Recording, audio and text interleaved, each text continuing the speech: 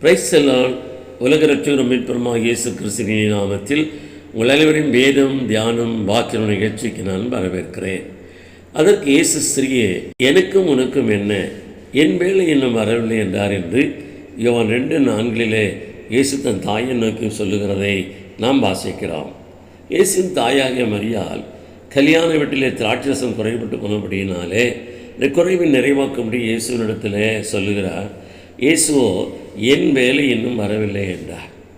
என் வேலை இன்னும் வரவில்லை என்றார் என்களுடைய பொருளை இயேசுவின் தாய் அறிந்திருந்தபடியினாலே வேலையாட்களை பார்த்து அவர் சொல்லுகிறபடி செய்யுங்கள் என்றார். அவர் சொன்ன காரியம் என்கிறது அவளால் புரிந்து கொள்ள முடியாத ஒரு காரியமே தான் காணப்பட்டது. ஆனாலும் அவர் சொல்லுகிறபடி அவள் செய்தபடியினாலே தண்ணீர் திராட்சரசமாய் மாறினது. கற்சாடிகளை தண்ணீரை நிரப்பச் சொன்னார். அந்த நிரப்பின தண்ணீரை கொண்டு போய் பந்தி விசாரிப்புக்காரிடத்தில் கொடுக்க சொன்னார்.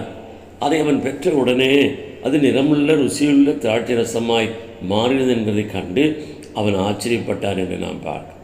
அன்பார்ந்தவர்களே, நாமும் இன்றைக்கு நம்முடைய வாழ்க்கையிலே தேவன் நமக்கு சொல்லுகிற பிரகாரம் செய்வோம் என்று சொன்னால், நடப்போம் என்று சொன்னால், ருசியற்ற வாழ்க்கை என்கிறது ருசியுள்ள வாழ்க்கையை மாறும் என்கிறதை நாம் மறந்துவிடவே கூடாது.